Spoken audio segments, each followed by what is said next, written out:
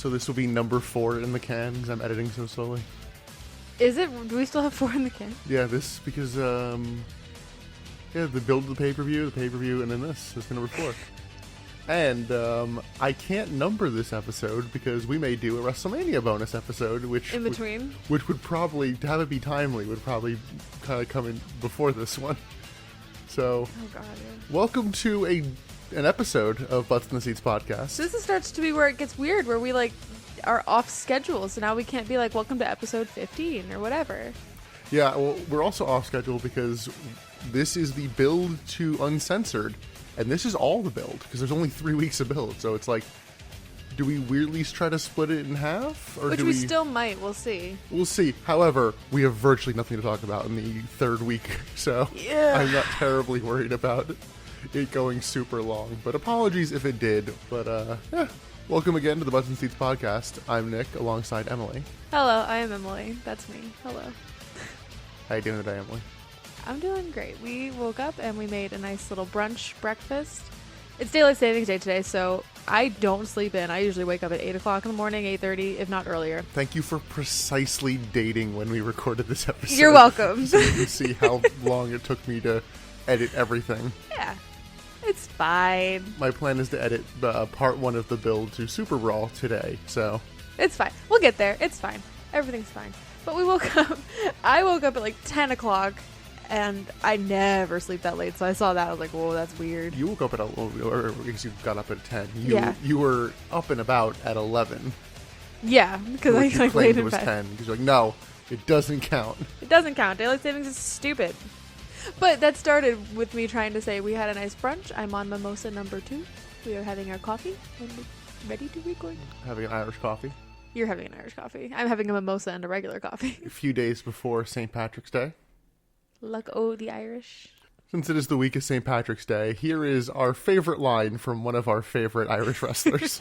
Top of the morning to you. Alice in danger, you divvy knocker. You know, I don't think I've ever watched the rest of that promo. No, I don't think we have. And then there's, Captain fucking New Japan, get the fuck out of here. Oh yeah, anytime New Japan comes up in wrestling chit-chat around the apartment. Captain fucking New Japan. But speaking of days and things that force us to drink. Really? That's how we're transitioning into this? Yeah. Which is unfortunate, because let's get into the build for Uncensored. Because the first episode was actually pretty good. It really wasn't bad. In comparison, it was good. But it wasn't bad. We watched them all at once. Or rather, one after the other, not all at once. Yeah, we know. We just had 3 screens playing all 3 weeks. No, this was our day yesterday. We just watched 3 episodes of WCW television. Yeah, because it was a pretty good show until, like, the last 5 minutes. Oh, yeah. I'm remembering now. But we start with the February 22nd, 1999 Monday Nitro.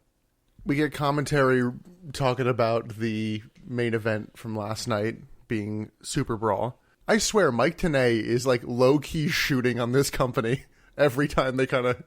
Like every Monday after pay-per-view, he's like, oh, that was real shit. But he's talking about it in kayfabe, and I'm like, I think you're talking for real. No, I think you just hate your job, but you don't want to quit because they're paying you well.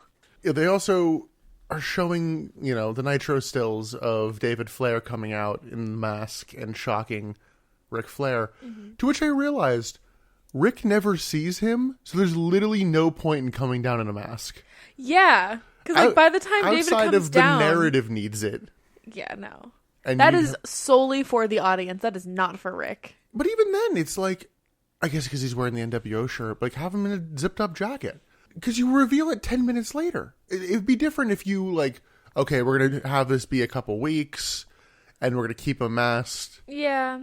And just never show his cheeks. Yeah, that mask does not hide his identity. Like if you know his body build and you recognize his eyes, which are very, very discernible. Yeah, I loosely remember the swerve just from hearing about it, and he walked out, and you immediately went, "Wait a minute, that's David Flair." Oh, I did. Yeah.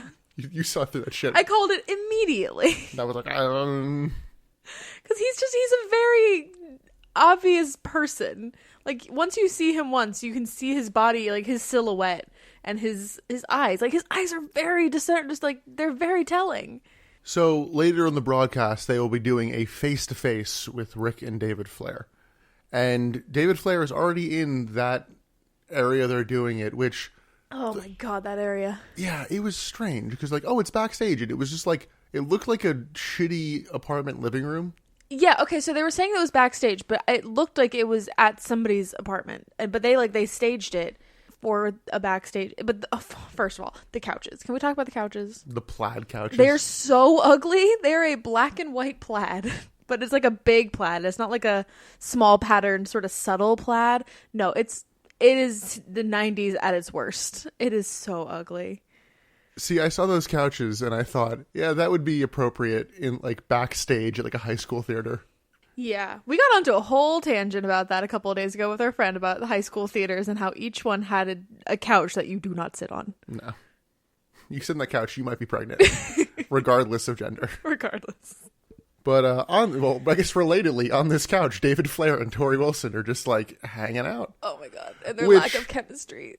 These two have nothing. Okay, do you want to talk about Tori Wilson's name now, or do you want to wait until it Let's talk about it now, because we're going to be talking about her through this whole episode, and we need to just clarify. Okay, so we're going to call her Tori Wilson. Yes. Because that is her name. They are going to call her That Woman, the Lady in Red, and Samantha. They're also going to call her Tori Wilson. Oh yeah, they do.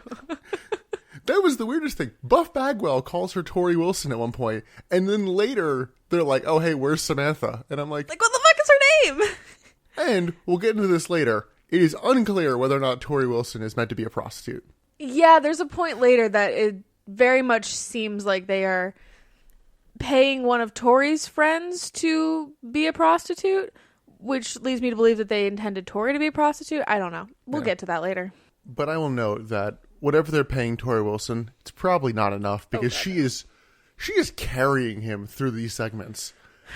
And it's funny, as somebody who only saw kind of end of her career, Tori Wilson, when I first started watching wrestling, when she had like her puppy and was doing Playboy pillow fights and all that, I was kind of like, I mean, one, she's obviously gorgeous, but I'm like, she's, in the grand scheme, she's not great. But here, I'm like, you know what? She has a lot of charisma, and I have to give her credit. Oh, she absolutely does, yes.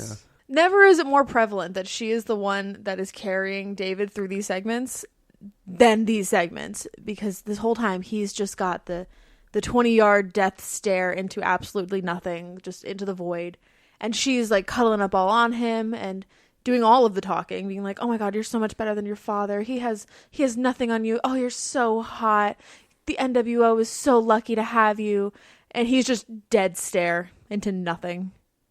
It's like and then there was one point, I think at the beginning of this segment, or at the end of this segment, sorry, that as soon as she hit her last line or whatever it was, whenever he decided that the segment was over, he like snapped out of the 20-yard stare and looked at the guy in the camera. Oh, I missed that. I noticed it. It's like, okay, I'm done now. So that discussion of the Flair family will happen later in the night. Mm-hmm. Although Tony Schiavone will step out at some point to prep for it. Reason? It's strange. Let's move on. Okay. We are once again skipping around in these just for the sake of speed and getting the next pay-per-view, because we are not at the point where... Well, we're kind of at the point where each Nitro is a car crash, but we're not fully there yet. There's no reason for us to watch, like, Prince Iakea. They're not desperate enough yet to where you have to watch each Nitro to know what's going on. Mm. We go backstage with an interview of Mean Gene and Booker T. It's a pretty, standard promo he's kind of been cutting. Like a babyface promo, nothing terribly interesting. Yeah. He does have the line, "It's on like neck bone," which I really needed to not read as "it's on like neck bone," because that would just, that loses any sort of flow to it. I still don't know what it means though. But that's just being a good promo as well, where you can get away with saying things that don't make sense as long as you say it well. Like, think about most of the Rock's promos, and it's like... Candy ass. If you gave the Rock's promos to somebody who wasn't as good on the mic, they would be so corny and bad. Oh, God, yeah. Like, here's the exact verbiage, go say this. The thing is, like, you said that he said that line before we started recording, and I don't remember it. So I just don't think that, like, like, even the Rock's promos, you don't know them word for word unless you, like, you do. Like, you are a Rock fan. But, like, the Booker T's stuff, you're not going to go back and, like, repeat. You're not going to know all the words to. I wonder if he just says things to see if people listen. Because it's on, like, Neckbone. What does that mean? Later in the night, we'll be getting Bret Hart versus Booker T in a number one contenders match for the U.S. title. I forget if they actually said for the U.S. title, but I'm assuming it's for. It logically makes sense considering they've been wrestling in that division. Yeah, and in that promo, Booker tells Bret to get ready to go all night long. To which I said, kinky. You know, I don't know if Booker's done anything that we've actually disliked. I'm really thinking about it. I'm like, I think Booker's been around. We've at least mildly enjoyed it. Yeah, I can't think of anything off the top of my head that I really dislike of his. And maybe it's also who he's being put against, because, like, other people, I'm like, okay, well, you're going to have a stinker because you're with X. Right. Yeah, I guess comparatively, Booker T is the best thing about WCW right now. Yeah. Oh, God, wow. I know, it's strange for you only seeing him in the Invasion. That is a weird sentence for me to say after watching him in the Invasion. I know. It's funny because that's not a controversial statement at all. I think that you and I watching the Invasion is what made you want to do this podcast, because I vehemently hated almost everyone from WCW that came over, and you're like, no, they're good. Yeah, no. I think it was your hatred for Booker T and DDP, and I'm like, no, they were good. Here, do a 250 episode podcast. Let me prove to you they're good. We're going to listen to a book, and then we're going to read a book, and then we're going to do a podcast about this book. And if we get to the end and you don't like them, we have to do it all again. Do it the way I want it to be done. I'm not doing this out of my own free will, I swear. In another thing, I hope by the end of this fucking podcast, you know. Emily, who is Scott Norton? I don't know. Scott Norton is all over this fucking show. He's the one with the beret. Yes, the Triple the H leather beret. Yeah, the Triple H. The Triple H hat. Yes. The backwards leather patty cap. Sure. As it's been referred to. He's that one. Not to be confused with the other 3 bald, bearded, bellied man. I'm pretty sure Bryan Adams also has that hat. Oh my god. And then you wonder why I can't tell these men apart. Every time Scott Norton came on screen for these NWO segments, I was like, that's Scott Norton, right? No, the first one you asked, who is that? And I was like, Jesus Christ. I cannot tell them apart. At this point, I feel like you should at least only know Scott Norton because it keeps happening. Nope. Anyway, backstage, Vincent is talking to Scott Norton, and Vince claims he's in charge, and I heard Scott Norton presses X to doubt. I think Scott Norton has like one line through the first 2.5 hours of the show, which is, you're the man? So you're the man. You're the man. Okay. Yeah, you're the man. And that's the end of that segment. However, we will continue the adventures of Scott Norton. Sometimes in this podcast, I like to throw things over to Emily for her to run through. So, Emily, would you like to run us through Scott Steiner and Buff Bagwell's little adventure? Just this first one? For Spring Breakout. You know what? We'll see how it goes. Okay. So we get this segment with Scott Steiner and Buff Bagwell on a... They don't even really say that it's a spring break adventure at first. Well, it is part of like the Spring Breakout tour. And they kind of throw to it, but not to... They don't throw to it. They just cut to it. I'll put it this way. However they set it up, it's not for a pre-recorded like sketch comedy thing. No. So we are led to believe that they're going on this like cross-country tour. Euro trip starring Buff Bagwell and Scott Steiner. But it must have happened in the past because they're both on the show tonight, so I don't know. The timeline is messy. Anyway, so we cut to the segment with Scott Steiner and Buff Bagwell walking through a gym. Being, them. Creepy as hell. Buff Bagwell walks up to a woman who's doing squats with a bar, and he's like... Oh yeah, just the bar. Just the bar. I paused, like, she was just, doing squats with only the bar. Which, in her defense, that's heavy to me. So... To be fair, that may have been like a third of her body weight. Exactly, she's judging tiny. by this woman. She's tiny. So, of course, without her asking or even looking like she's struggling, Buff Bagwell goes in to help. And he spots her. He's like, whoa, you gotta be careful. And she's like, oh my god, Buff, thank you so much. What a nice guy, Buff Bagwell. Such a nice guy. So she's M'lady. I can't remember if this is immediate or after a few minutes, but she invites them out to a bar after their workout. Yeah, they work out and then she's like, hey... meet me up at this place. Here's my number. They go to this bar, and it is a drag queen bar. It's a gay bar. So these drag queens... I feel like those are two very different types of bars. 3 lovely drag queens meet Buff Bagwell and Scott Steiner at the door, and they're suddenly like, "Oh, you're not in the right place, honey." And they're like, "Oh no, we gotta get out of here. They're okay, we gotta go." So they go outside and they realize that their Hummer, which is the first time I'm learning about a Hummer, has been stolen. Yeah, because they're in a bus for various parts of this. Later on, we find out that the Hummer is a Hummer limo. So I think that's what they're talking about. Yes, they walk in the bar and it's like a, what? So they go out and realize that their car has been stolen. The bouncer gives them a note that says, "Race you to Raleigh." So, which leads us to believe they're going to have to like hitchhike their way to Raleigh. But also, when are they in Raleigh? They're in Chapel Hill next week, which is, I guess, close to Raleigh. I guess. I don't know geography well enough, they're both but in North Carolina. Yeah. Anyway, so we seem to think that they're going to have to hitchhike their way. Cut to the next shot. They're walking in on a Goldberg photo shoot, and they're like, "Oh, where's that woman? She stole my car." I'm like, "Where are we?" Wait, No, that was immediately after. Oh, he was. I didn't think he was looking for her.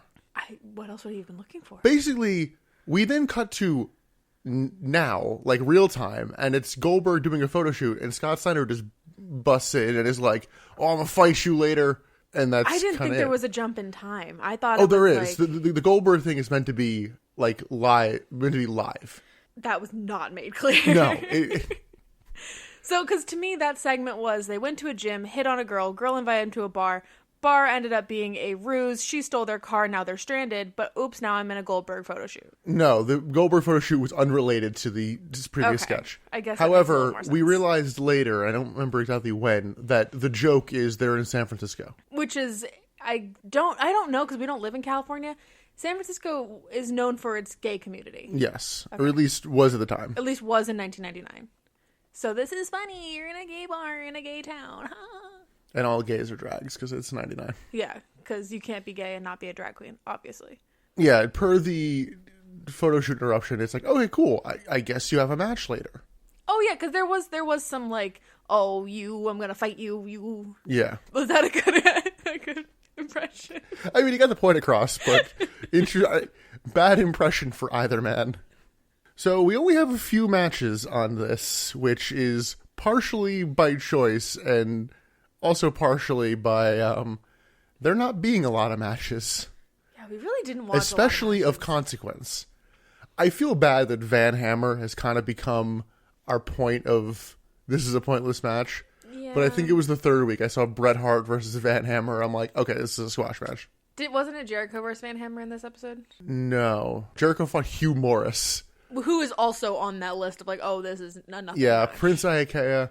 Unfortunately, your boy Kaz Hayashi is a jobber. We haven't seen Norman Smiley in a minute. We haven't. You're right. The match we're going to talk about is the previously mentioned Booker T versus Bret Hart. Unfortunately, they only have the one version, so I'm going to have to pitch it down a little bit for a sadder. Who's that Pokemon? So we're doing this for Booker T, although I guess we probably could have done one for Bret Hart. Definitely couldn't have done it for Rey Mysterio. I think our days of doing Who's the Pokemon for Rey Mysterio are officially over based on what he wore during these weeks. It's like, it's not. I think what we're going to have to do with this moving forward is just whenever we are inspired by whatever a wrestler is wearing, then we'll be like, oh, who's that Pokemon? Yeah, I think honestly it'll be more like, okay, that's a unique outfit. Yeah. Who are you? Exactly. Inspiration. So we're doing this one for Booker T, and Booker T is wearing red tights with black and yellow flames. Emily, who is that Pokemon? I have two options for you. You have two? Okay. I have two. I really only found one that I was like, it's this. It's Magmar. Yes. It's Magmar. You said Magmar as we were watching. I'm like, let me try to find another one. I literally was looking through. I'm like, sometimes the obvious choice is the right one. Yeah. And the other one I think you're going to say no to because I don't think there's any black in this Pokemon, but I did zero research. This was just off the top of my head because we've been playing Pokemon and they're in my head. I said Charmeleon. No black. No black. 1 for 2. But Magmar is absolutely correct. Yeah. You know how you're mad sometimes I say there's a correct answer? There's a correct answer to this one. It is Magmar. I guess I will take Magmortar, which Magmar evolves into. I will not take Magby. I didn't think of either of them. I don't think I could have pulled their names out of my ass if I tried. It's the pre and post evolution. I believe you. Yeah. I don't know their names. I know Magmar. Come on, Magby's Gen 2. You should know at least Gen 2. I just don't know all the evolution names. I think if I looked at it, I could be like, oh, that's the pre-evolution of Magmar, or that's the post-evolution. But I don't think I could tell you their name. So let's get to the match. Bret spends the first couple minutes kind of jawing at the crowd. He stalls on the outside, so Booker holds the ropes open for him. It's like, oh, come on, come in. Yeah, it did take him a few minutes to really get this match started.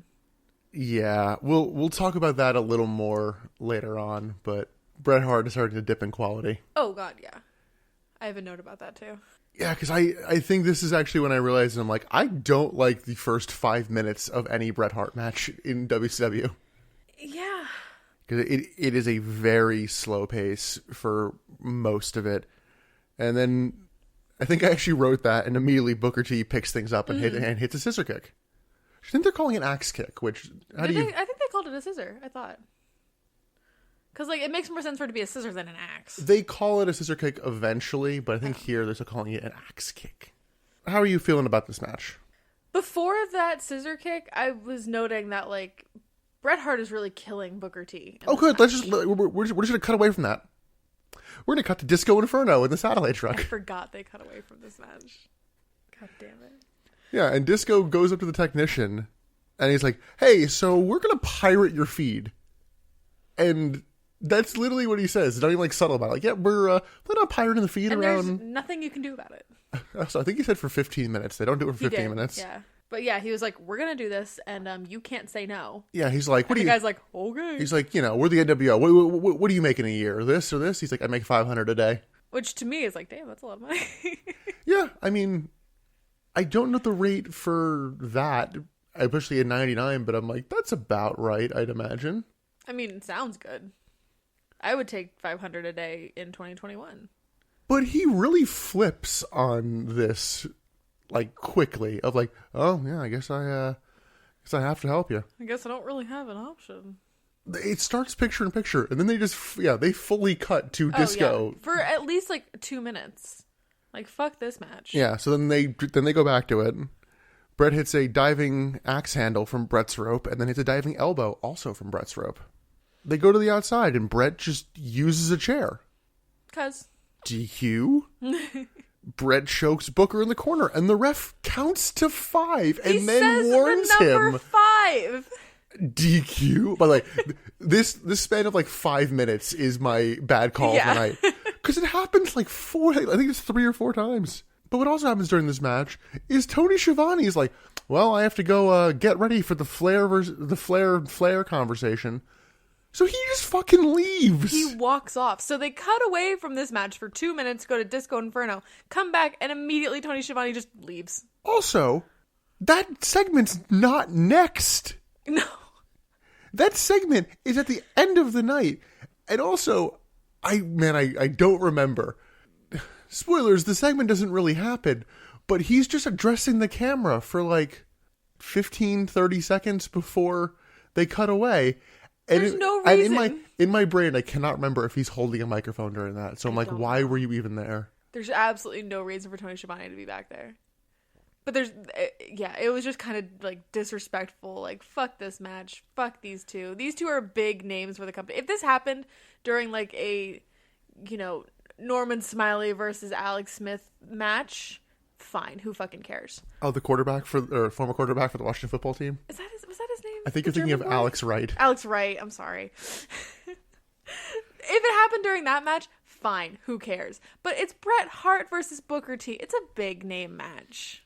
Yeah, Not a good match, but it's a big name match.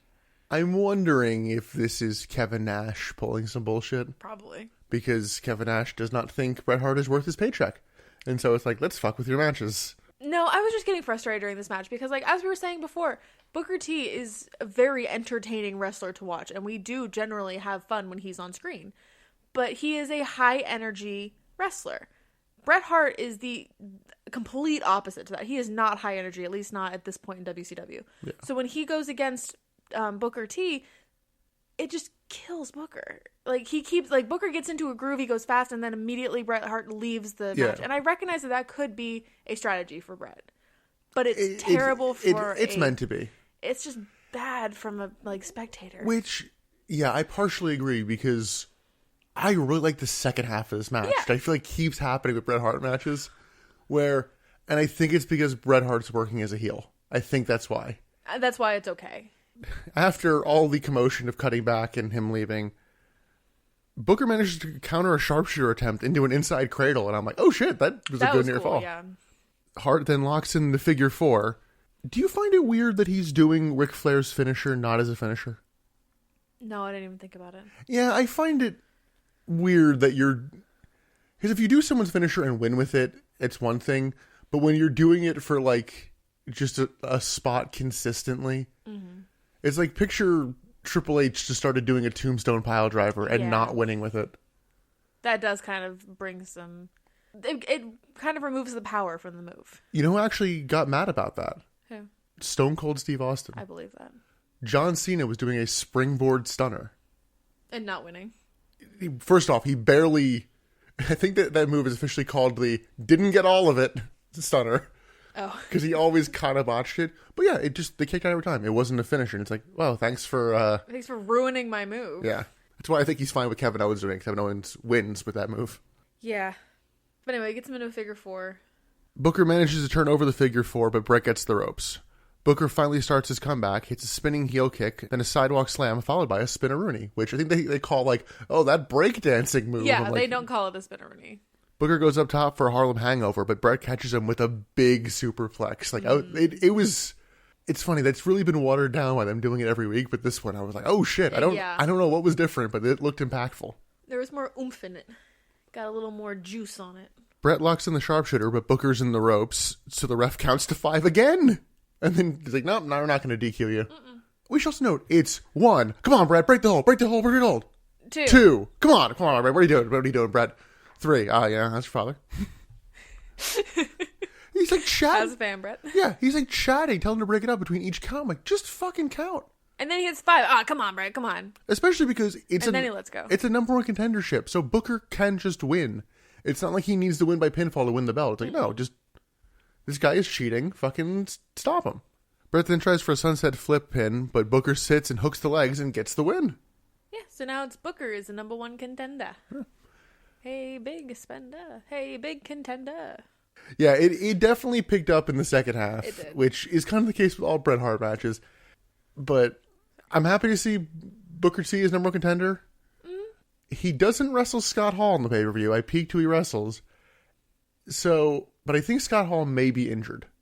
Yeah, because he doesn't show up in any of this build, really. He shows up very briefly in one backstage sketch. If I'm not mistaken, I think he gets hurt around this time. I know a lot of the NWO gets hurt around this time, and it kind of fizzles. But no, this match, I can't remember if it was this match or one in the other 2 episodes, but I think this is when I'm starting to realize, like, I don't actually like Bret Hart as a wrestler. No.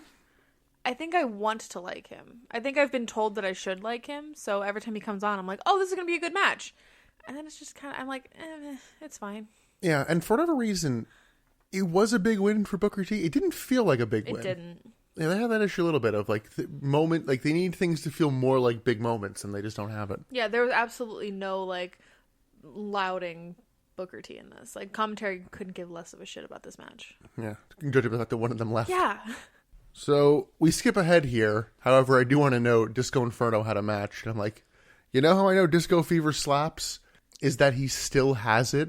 And they add the, like, NWO. Like, they're not, they don't give him the NWO music. Like, no, this is Disco good. Fever's too good on its own. You should still have this. So we go backstage, and it's Bryan Adams with Scott Norton. It's like, hey, I'm in charge. Another person I had to ask you, who is that? Yeah, Scott Norton is confused. For some reason, the NWO theme is playing under this one. It was not playing under the other one or any of the future ones. No. I just noted in general, acting. Because they're also just standing there ready for the camera, and then it's like a, hey man, what's going on? It's like, you need to walk up to each other for that. Walk into the frame, my dude. But no, Scott Norton getting sus. Yeah, so Bryan Adams, he's also in charge. We then go to the ring, and we get Scott Steiner and Buff Bagwell coming out, and the chick from Super Brawl is back. Yeah, that pretty brunette lady. The the fit brunette lady, because I think she's pretty. I was begging for someone to invent YouTube so she could find some makeup tutorials. Oh, yeah, I had to explain to Nick how I learned how to do makeup, because the way that I learned and the way many women are in my generation learned, was not available to women in 1999. It was really just you look at a magazine and you try to replicate. And if you can't do it, you can't do it. And this woman could not do it. And she could obviously not afford a makeup artist because it was rough. So we talked about how Scott Steiner kind of teleported earlier to the arena. This woman somehow teleports into the crowd in the middle of, like, she's walking in the ring and they cut to the crowd and there's an identical woman to her in the crowd wearing the same outfit. Yeah, I think it was just like plan A, plan B. If one went to the bathroom or something and missed their shot, this one's the one we're going to go with. I had to rewind because I'm like, did you like accidentally like splice a clip in that you fucked up? But like, no, I guess that is technically a different woman. This segment though made me laugh because she comes in and she's very obviously supposed to be the arm candy to Scott Steiner. And so she starts doing that. She starts, like, you know, rubbing herself up on him. She gets down to her knees. Like, she squats down next to him and tries is, to do, like, holding his leg. Pose. Very sexy. And I guess she just holds it for a little too long. Buff Bagwell bends down and whispers in her ear something, which must have been, get the fuck up. Yeah. And then she just gets up and she just stands behind them so awkwardly for the rest of the segment. Yes, she had no idea what to do. I did love because I think we noted that, like, oh man, she's really there for a while. And then we just see Buff Bagwell leaning down, like, get the fuck up. He probably didn't say it like that. He was probably like, hey, stand up. Stand up. I guess they were in Oakland last night, so I'm guessing she's local to that area. Because Oakland... I'm wondering if she's a model, because the pose that she goes into is very much a, like, model-y pose. She's not here next week. Okay. And considering Oakland and San Fran are literally across the bay from each other, I assume it was just like, all right, you're here. Any hoot. So Scott is cutting his promo, and he notes the Kimberly stipulation, which we did talk about. Like, I don't think that was a real stipulation, and the 30 days and 30 nights... Yeah, and he's talking about it like it's real, and I think commentary. Yeah, Tony's like, that's a lie. Yeah, so maybe that's not a thing. And he yes, because thinking it is. Tony Schiavone had to be sure to be back for this segment. He couldn't be there for the match, but you know, a Scott Steiner promo. Let's make sure Tony's out there. Priorities. So yeah, he basically says he's gonna bang Kimberly. He's the best at sex. He had a line that you liked. Talking about DDP, it's like you're gonna be like at the hospital. You're gonna be on your back screaming. And Kimberly's going to be on her back. Oh yeah. It was at the hospital, you're going to be on your back screaming in pain while your wife is screaming my name. I was like, I mean, that's kind of good. I think it was so good the music played. And they're like, we're not done yet. Oh, yeah. He yelled, I'm not done yet. Because he then challenges Goldberg, which I'm like, wait, you implied you had a match earlier during the photo shoot thing. Yeah, I don't know. This keeps happening with Scott Steiner he doesn't know his own timeline. Having matches and then feeling the need to, like, it happened with DDP. They made the match for Super Brawl and then he came out and challenged DDP to a match Super Brawl. I'm like, you already have it. It was, yeah. Because he has the line in this promo, like, I've hurt my brother. I've hurt DDP. If I could, I'd hurt Sting. I'm going to hurt Goldberg next. I'm wondering when Sting's coming back because they keep mentioning Sting. But in this promo is when I was like, I forgot about Rick Steiner. So I remember noting to you, I'm like, oh yeah, where the hell is Rick Steiner? He tells Goldberg that he's not hard to find. He's just hard. Ask his hoochies. I'm like, are you playing when you wrestle? You have a boner? Yes. And apparently that's the main event tonight is Goldberg versus Scott Steiner. Our next match is Kevin Nash with Lex Luger and Miss Elizabeth versus unmasked Rey Mysterio. Oh, yeah. I don't have this written down as a match because it's more of a promo than a match. They have a match. I know, but it's not a match. Well, Nash comes out with the mask and puts it on like a hat. I did get annoyed in hindsight of you were paying more attention to taking this mask than you were to breaking Goldberg's streak. Is that true? Nash barely mentioned breaking the streak. Oh, you're talking about Nash. I thought you were talking about like commentary in general. No, Nash. Oh, absolutely. Although commentary barely noticed it. Well, I'm saying the streak. But... They mentioned the mask and like they do talk about the mask more. Yeah, which I guess I am happy that they are. I guess I should count my blessings of they are at least treating it like, oh shit, he took the mask. Yeah. I'm just glad they're treating him losing his mask like it's something special and not like, okay, he's unmasked, let's move on. I wonder if when Goldberg lost his streak, he was like so embarrassed by how it happened, or Goldberg didn't like how it happened, so production just didn't write it into a storyline to like be talked about moving forward? Because, like, the mask is something that you cannot ignore. I think the streak you can, kind of. I think it's a bit of... I think you're half right. I think it's also Kevin Nash's booking, and Kevin Nash doesn't give a shit about the streak, so doesn't feel the need to talk about it. He's talked about it since, and it's like, I'm not a mark. I'm not going to fucking come out and be, talking about it. As opposed to when Brock Lesnar broke the Undertaker streak, literally every week, Paul Heyman came out, and it was my client, Brock Lesnar. That's great heel heat. Yeah, well, it's great heat for Brock Lesnar. It's unfortunate that they paired him up with Cesaro, so any Cesaro segment was just Brock Lesnar hype. It's like, oh. Yeah. But talking about how you broke a Giants streak is good heel heat. I don't get why Kevin Nash tried to be, like, above it. I don't know.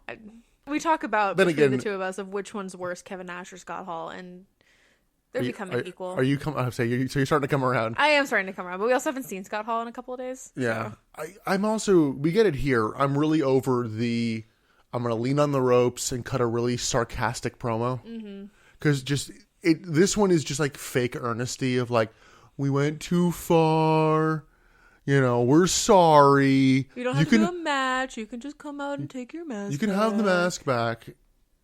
It doesn't fit me anyway. Liz won't wear it. Like, shit like that. Yeah. Oh, yeah. They you come back. I mean, Liz won't wear it anyway. And it's like, well, fuck off. Yeah, shut up. Ray comes out and, my exact wording in my notes is, he offers Ray his mask back like a dickhead. Like a dickhead. So Ray comes out to... It's a different theme than Super Brawl. I don't know if we've heard it before. Because he's just shuffling them. And they don't slap. No. Ray has lost his luster. Yeah. He lost his love of life. It's real unfortunate. It's sad. It's just sad to see him like this because he is one of my favorite wrestlers. And, like, this is just seeing him at his lowest, I feel. It's very, actually, I would say it's very much Shawn Michaels, and that he lost his smile, but that was bullshit for Shawn Michaels. He lost his smile? Oh, yeah. I don't think you've told me about this. Oh, it basically Shawn Michaels was a bit banged up. It was and didn't want a job to Bret Hart at WrestleMania, so he lost his smile and had to vacate the WWE title. That's so stupid. Yeah. That doesn't make any sense. No, I'm trying to make sense of that. It is absolutely stupid. Oh my god. They had a whole fucking video package like weeks afterwards of like Shawn Michaels' career set to the music called Tell Me a Lie. It's like, oh, come on. I thought you were going to say, I will remember you. No.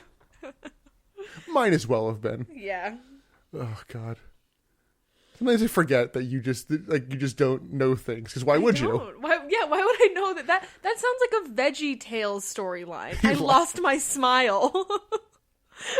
Although, I guess both of us kind of forgot. If it was VeggieTales, it would be Jesus has my smile. I have to go get it. I've lost my smile because Jesus is not on earth anymore. Please help me get my smile. Jesus is within you. Oh, my smile's back. Like, that's the storyline. Yeah, I think we recently remembered that VeggieTales is all religious.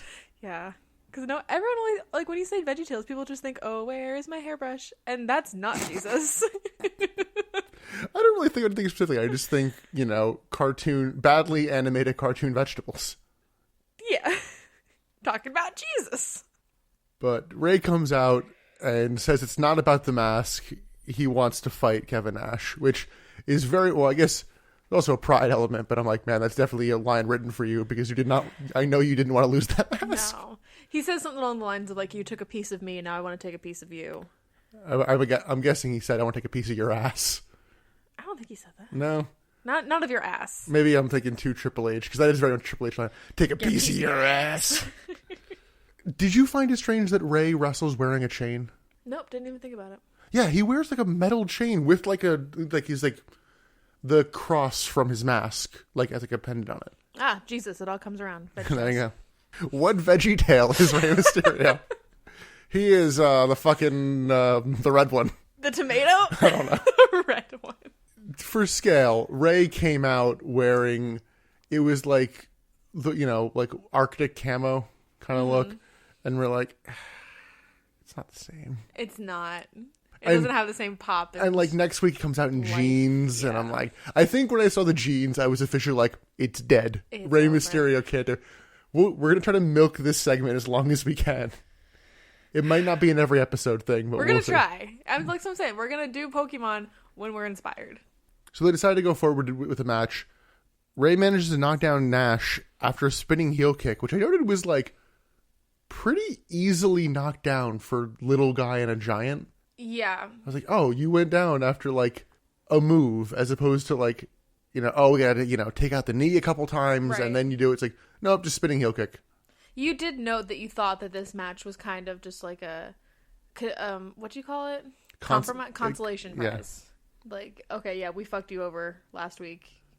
Throw you a bone. So you can beat, here's you beating a former world champion. Yeah. WCW is kind of notorious for that, where like, we'll fuck you over, but then we'll give you a little something. Rey then hits a springboard facebuster, to which I note, take note, Billy Kidman. Oh, Billy.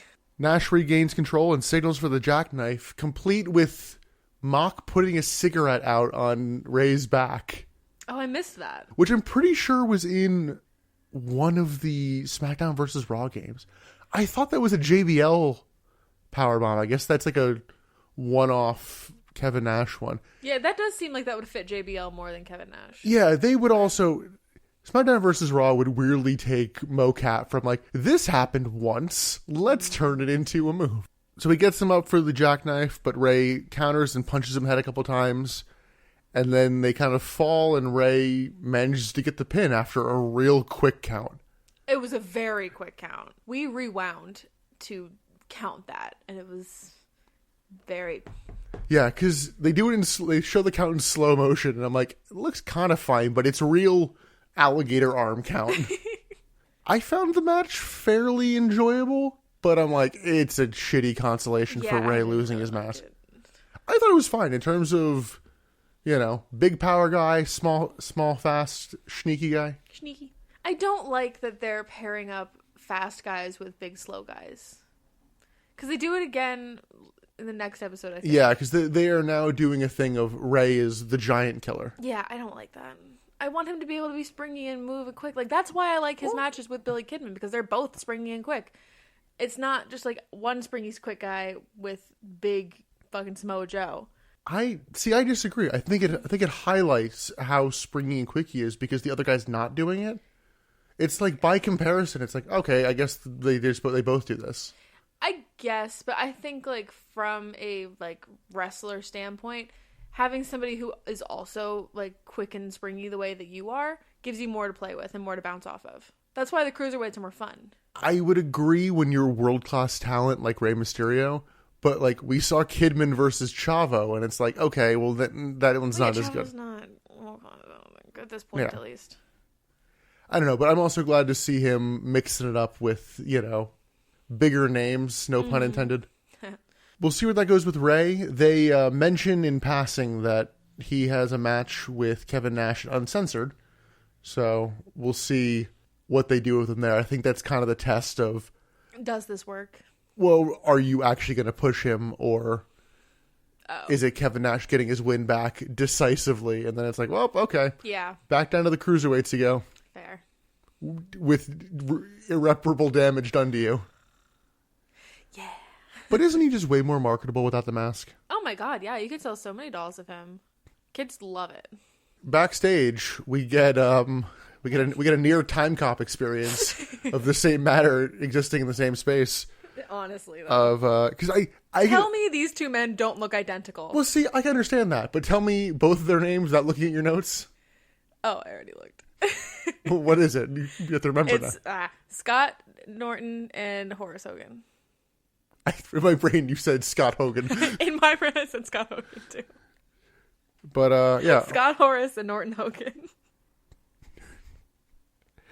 You have me all fucked up. God damn it. Horace Hogan tells Scott Norton that he's in charge of the NWO. Okay, so you're the man. Yep. We then go to the ramp where we get a Mean Gene interview with Kurt Hennig and Barry Windham. Big dad energy off these two. Oh my god, yeah. Especially with the oversized shirt Kurt Hennig's wearing. These are fathers that just came from parent-teacher conference night. Were they both drunk at parent-teacher conference night? Yes. as we will be. Wow, okay. Hennig talks about winning the titles, but he manages to put over Benoit and Dean Malenko of like, listen, they're real good. That's true, yeah. And there's the line that depressed the fuck out of me. Yeah, you got very sad. There's a difference between being good and being great. And I'm like, you wanted to say perfect, but you're not allowed to. Nor are you really perfect anymore. Not in this company, no sir. No. So Gene floats the idea of having a rematch, and Barry Windham's like, nah, I don't want that shit. Hennig says their names will be on the belts for a long time, which prompts them to trade belts between the two of them. And I noted, yeah. I don't think there are names on these belts. Was that just like a rib, just for funsies? I guess. It threw me off, but I guess that was just a joke. Yeah, I think it was just a joke. But yeah, I don't think there are names on the belts. I don't know.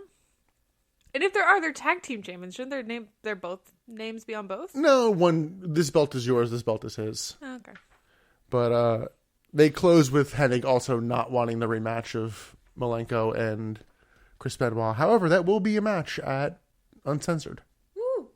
We're slowly building an Uncensored card. Although I don't think any of them were mentioned on this. I think it's just me remembering the next two episodes. We then go backstage again, and it's Scott Norton. He's with Hollywood Hogan, and he's like, what the fuck's going on, dude? Everyone's telling me they're in charge. And Hogan's like... No, it's you. No, you're in charge. Oh, so I'm the man. Yeah. At this point, if I was Scott Norton, I would be like, I'm out. Fuck this. Yeah, I was kind of disappointed that Scott Norton fell for it. Yeah. Like, you've seen everybody else fall for it. You're going to be just as stupid? Yeah. My dude. I was like... Okay, you can do something interesting here. It's like, I'm no. over this storyline. After this segment, I was like, this is stupid. Why are we doing this storyline? But there's such a good payoff later on. No, there's not! Let's go to the main event in all the quotes I can possibly put in. Because it's the main event, but there's two segments after this. Yeah, only one that we talk about, though. One we watched for funsies. Yes, we go to Goldberg versus Scott Steiner. I noted Michael Buffer, who is doing the announcing for this, seems a little more interested. Yeah, he definitely puts a little extra juice on this one. I got upset by Scott Steiner smashing that guy's camera on the way out. He just grabbed the photographer's camera and fucking Gronk spiked it. Into the wing. I missed that. I must have been looking down at writing. The way he threw it, there's no way it didn't break. So I'm hoping that was like a shell of a camera. Oh, I would hope so. Because that's expensive. It was at least like a photo camera, not one of like the massive like telephoto lens cameras. Well, I'm saying one of the like television cameras. Oh. You know, we didn't lose one of the angles for the match.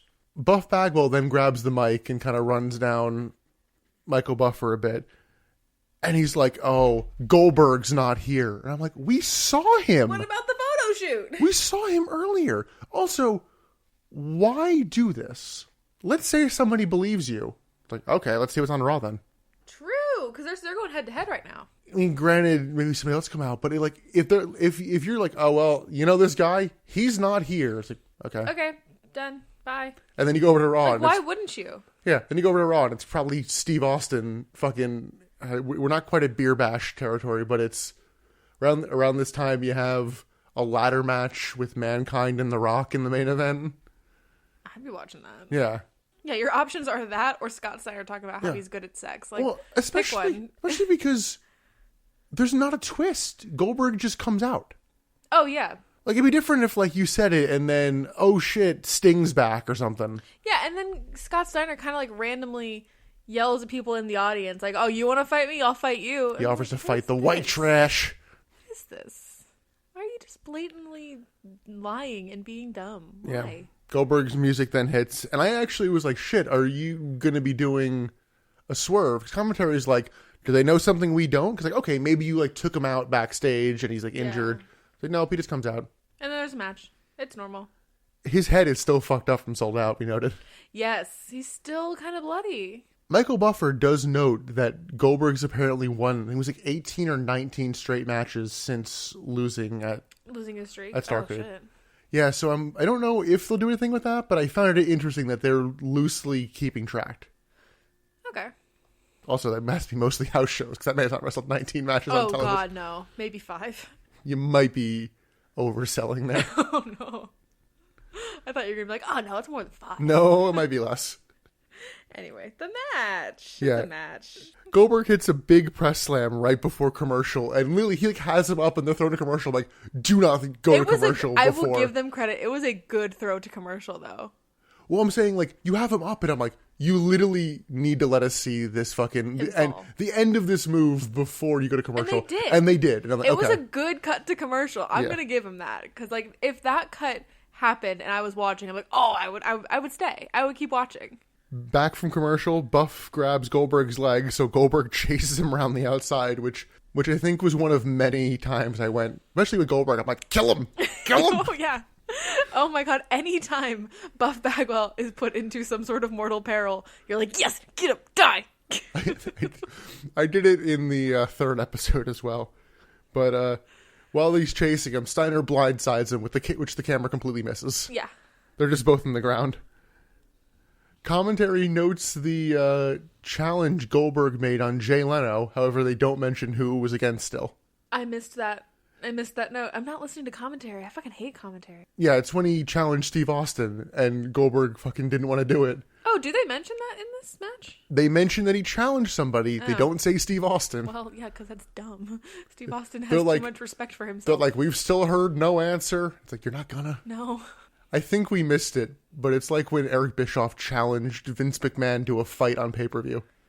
On WCW pay-per-view. That was never going to happen. No. And then it's like, all right, count me the winner because he didn't show up. No, that's not how that works. They did. Shut up. Steiner hits a big belly-to-belly suplex as Buff tries to remove the turnbuckle, and the ref just kind of comes over and is like, hey, what are you doing? You need to stop that. And then Buff just pulls him into the turnbuckle. Yeah. They then attack him a bit more and throw him out of the ring. Goldberg reverses an Irish whip, but the pad isn't fully removed yet. So Goldberg is now whipping Steiner into the corner, and Buff has to very quickly, rip it off, slide it out of the way. Spidey sensed that thing off. Like, it was like a cat. Yeah. It was so quick. However, considering it's his partner, it actually made his great reflexes look bad because he just fucked over his partner. Oh, true. I didn't think about that. Yeah, that's what I was laughing about. Of you have this spot and you see it's Scott running toward the turnbuckle and you pulled it out of the way. I was so focused on how good of a catch that was by Buff that I didn't even realize. I didn't think about it. Damn. Yeah, it's like, oh. They don't mention it. No, so you could have been like, oh shit, you did that on purpose maybe. No, they don't do anything. No. Goldberg then hits a big spear on Buff Bagwell, which I was like, yes! Murder! They then both go to leave, but then we get a surprise return. And Rick Steiner comes out and blindsides him. Call it? Did I not earlier in this episode be like, oh hey, Rick Steiner, where the hell's Rick Steiner been? That's not calling his return, I though. kind of called it. You asked where a guy was. I recognized that he was gone, and now he's here. The guy who they mentioned as being gone, you're like, where is he? I think I kind of called it. I was very proud of myself when he came out. They declare Goldberg the winner by DQ because they attacked the ref. And the NWO comes down to help, but Stevie Ray just tosses Vincent in the ring, and then Goldberg spears him. Yeah, they just kill Vincent. I thought it was an okay return for Rick. It was kind of an uneventful return, unfortunately. It was, yeah. Where, it started kind of hot, but then they didn't do anything. He just gets in the ring, and they beat up Vincent, which isn't really a big return. So it's like, yeah. Yeah, it was flat for a return, but I didn't hate the match. I wouldn't say it was flat, but it wasn't hot. Because it was the crowd was happy to see him, and we were like, oh shit, Rick Steiner. It's like, I'm glad to see him back, but I wish they had done more with it. Yeah. Thoughts on the actual match? I really didn't hate it. Yeah, I noted this match was exactly what it should have been. Right. Is what I think is what I said to you. Of, they didn't fuck around. They didn't do 10 minutes of rest holds. Right. It's like, yeah, this was good. I was very, very pleased with this match, which was the main event. However, afterwards, we didn't really take notes on it, but afterwards what would we have noted on? It is what was the exact terminology? It was a Nitro Girls swimsuit expo. It was softcore porn. Yes. Hello, ladies. It was just close-up shots designed for you to jerk off to. Close up, slow mo. It turned into girls kind of like playing with beach balls. Like the way you do this is, you intercut with interviews from them talking about like, we feel great doing this or yada something. Have them talk. This is just slow motion shots of women's bodies, and I'm like, yeah, it was a little uncomfortable. It was uncomfortable. It was weird. Listen, the women are attractive. Listen, I'm a red-blooded American, but I was like, yeah, it was kind of gross. It was just the connotation. I'm like, what else could this be for?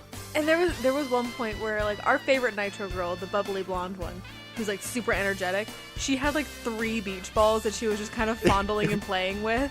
It wasn't like, sexy. Oh, no, it wasn't sexy. It was weird. But we're like, good, don't be sexy. Although I think it was here where I realized one of these women becomes Shawn Michaels' wife. Oh, yeah. Yes, who gets punched in the mouth by Chris Jericho in 2008. But that's neither here nor there. I would say we'll get there, but we will not. So we go to backstage because we still have not done the Flair family confrontation. And Tony says that Ric Flair still hasn't arrived. They have already done the main event for this show, and Ric Flair is not here. It is like 11 o'clock. The show's over. And you're late. How late can you be? If anything, actually, yes, the show is over. You have your private shit, which they will be filming, but in terms of your event is over. Yeah. You're the president. And you didn't show up. So a limo finally arrives, and they say it's Rick. I don't think we see him. I don't think so either. Because the feed then cuts out because... Remember earlier when Disco said he was going to pirate the feed? They actually, they cut back to it right beforehand because I think because the guy is like, you know what, I can't do it. I have professional ethics, and then it just happens anyway. Yeah. It cuts to... Doesn't the guy in the truck say something like, I can't do it because of my ethics, but if you did it... Yeah, which I guess Disco knows how to operate. Yeah, I guess. Because earlier he thought like, I need the exact coordinates of the satellite. Which is 1999. Maybe you do. I don't know. I don't know. So we then go to a pre-recorded NWO skit, which had a lot of complicated feelings for us. Yeah, it started out really weird and creepy and bad, and I hated it. So I'll try to run through it as best I can. So it starts off with... first off, it's all in black and white because it's NWO. And it's David Flair and Tori Wilson sitting in this like weird kind of blank void, where they do WWE interviews. It's like, it's somewhere. So his head is like just resting on her boobs and he's just kind of in a trance. Yeah, he's staring into nothing. It's that 20-yard stare. We get Disco Inferno dressed up as Mean Gene coming to interview David Flair. And David Flair is like, I'm the new and improved Space Mountain, which, for those keeping score at home, that is Hyperspace Mountain in Disneyland in California. No one was keeping which score. Which has Star Wars theming now. We then get Kevin Nash as Arn Anderson with, it seemed like pretty good makeup and prosthetics at first, and then I think something happens and he sweats it through. Yeah. Yeah, and he does some light alcoholism jabs before being heavy-handed a little bit later on. Yeah. We get Scott Hall as Roddy Piper. In very lazy. I think he's just want to kill. I don't think he even tries. We get Vincent as, I want to say, Wildcat Willie. I don't really know who he's supposed to be. I don't think he talks during this. He doesn't. We then get Hogan as Ric Flair. Which was amazing. And Hogan as Ric Flair, we get it. We get our... Mean! Woo! By God! Woo! Gene! That's me. And I think at this point, you were getting mad because you were finding Hogan funny and everything was making you upset that you were enjoying it. He saved this segment for me. He does a pretty good really comedy Ric Flair impression because he starts doing the getting undressed mid-promo too. Good. And he was pretty good. And then they throw another alcoholism joke at R, and I'm like, oh, okay. And then they bring in toy horses, and it really jumps the shark. Oh, yeah. With them doing a bunch of neighing. And I think this is where Disco calls her Tori Wilson. It's just a mess. However, we both laughed really hard at Disco as Mean Gene doing the like, oh, we can't tell you all the salacious details here, but if you call the hotline, we can tell you there. And I'm like, that joke was too real, but was fucking hilarious. So funny. Like, this segment was uncomfortable and horrible until Hulk Hogan came out. Yeah, because I started, I'm like... Which is saying a lot. Because it wasn't as bad as you would think it would be. It does jump the shark with the horse neighing, doing, Yeah. But it was tolerable overall. I just think they need to stop giving David Flair a space to talk or to be, basically. Yeah. He's not good at this. You need to stop it with him because anytime he's on screen, I get itchy. I don't like it. But once he stopped talking and they took the camera off of him, it was kind of a funny, enjoyable sketch. Yeah, and Hogan is great here as Ric Flair. I do hate it, but he actually saved this segment. He is why this segment was enjoyable. Like I said, this being the show ends after this, which is just a weird way to end it, but I don't think it's worth checking out, but if you were watching the episode, don't go seek it out. It was just, if you were watching, that was a good way to end it, but... Yeah, so that was the first episode. Overall, pretty good. Yeah. I don't think there's anything we hated on this. I don't think so. So let's move on to the March 1st, 1999 Monday Nitro. Because we peeked at Thunder and there was nothing. Oh, yeah. We start in a limo and David Flair is playing voicemails from his dad for Tori Wilson. And they're just mumble talking over the voicemails. That's it. I would say they're mocking him, but they're not saying anything. They're not saying anything. Oh, he says like, hey, call me back. And like, oh, call me back. It's like, yeah, all the voicemails are just like, David, this is your father. I've been calling you a lot. You need to call me back. We need to talk about this. Like, they're very serious, fatherly. Rick is being very reasonable. Yes. They're shockingly just so. Father voicemails to his son. And he's just like, oh, my dad wants me to call him back. Like, fuck off. Call your dad. I think this is the one where we also open with a long discussion between Ric Flair and Arn Anderson, which aired on Thunder, of people are concerned that basically that Ric Flair isn't processing his grief is the short version of it. Of like, you're kind of being weird about this in that you're not acknowledging that you're being David weird turned and that on you're you. Not being weird. Yeah. It's like, Rick, I'm worried about you. You're like not doing anything about this. So they also imply that Rick is going to retire tonight. Yes. Very randomly. Yeah, it's not really built up to it at all. Like, why would he retire? In the arena, Scott Steiner and Buff Bagwell come out. Scott says the fans aren't going to see Diamond Dallas trash. Buff gets some good cheap heat referencing Duke because they are in Chapel Hill, which is... They're actually on the campus for UNC, which that's a big basketball rivalry if you're not aware. Oh, I do know. Know. Because there's also a rivalry between University of Maryland and Duke. And when my sister was at Maryland, there was a big thing. Yeah, I think that's more everybody hates Duke. I don't think... Maybe it's that. You know the line from Mad Men where it's like, I feel sorry for you. I don't think about you at all. Yeah. Don Draper is Duke there. I feel like that, yeah. That's probably accurate. So they challenge Goldberg and mention Rick Steiner's return, and that's pretty much the segment. Yep. Brief, wasn't bad. A little bit later, we get Kevin Nash, Lex Luger, Miss Elizabeth, and Disco Inferno coming out to the stage. Did you notice that they were kind of like making fun of Disco Inferno during this? Who's they? Lex, Miss Elizabeth, and Kevin. I guess I missed it. So the three of them stayed back up at the top of the ramp, and Disco did his little disco shimmy whatever, big energy, all the way down the ramp. So the other three were just like laughing and pointing at him, like, Disco, what the fuck are you doing? I couldn't tell if it was like shoot or fake, because they actually looked like they were actually genuinely laughing, and it was kind of funny. At least you found something to enjoy in this promo. That was it. Yeah, Luger's like, I forgive Rey Mysterio. And Nash says he does too, and he offers Rey to join the NWO and offers him a massive shirt. Again, with the shirt-based storyline with fucking Rey Mysterio. Why are we doing this? Yeah, but we should note, Rey is not out here for this. No. So Nash then calls Rey on his cell phone. Which I think this whole promo was just to brag that Kevin Nash has a cell phone. Yeah. Because it was on his belt and everything. It was just like, I have a cell phone. And Nash just relays, like, oh, you're not interested? Okay. And that was it. Yeah, it's bizarre. And then they just walk off. Yeah, that's it. That's segment. We then go backstage, and Arn Anderson scolds David Flair. And Tori's there, too. Yeah, Tori's always there now. Tori calls Arn jealous. David still has no charisma. Arn keeps calling Tori that. Yeah. That's why I said at the beginning they call her that woman. Arn points out, like, you know they're using you, right? Like, are you fucking stupid? Apparently, yes. The answer is yes. Arn gives him a warning. And, yeah, Tori's just kind of taunting Arn the whole time. However, Arn is carrying this segment. Oh, yeah.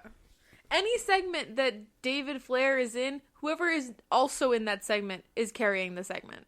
Yeah, I just realized we were in the end of the last show. It starts with David Flair and Tori, and then they just sit there and do nothing. That's for the what I'm rest of saying. it. As soon as they stop putting the camera on David and Tori, that segment gets so much better.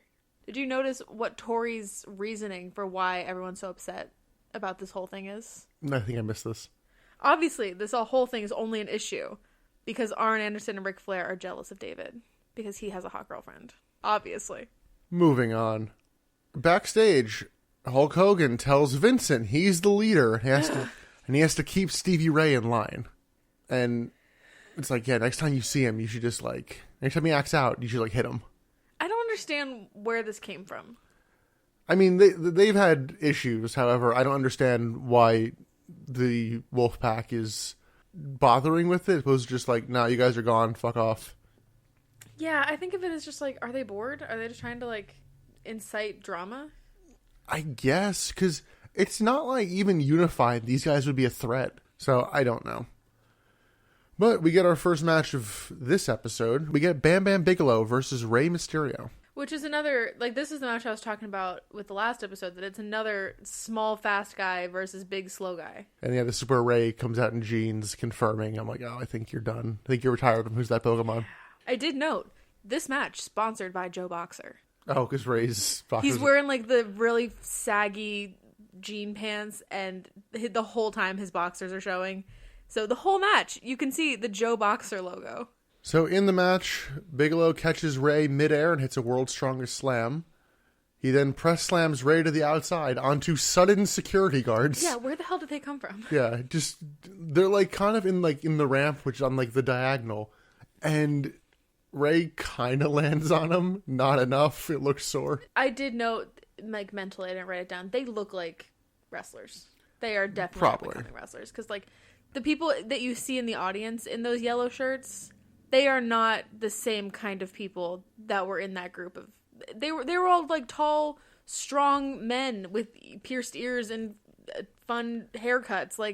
They were not security guards. Or sometimes you get the reverse where somebody notable is sitting in the crowd and, oh, who's this very large man sitting next to them? Bam Bam works over Ray, fighting off a few attempted comebacks. He hits a Dominator and then a falling headbutt.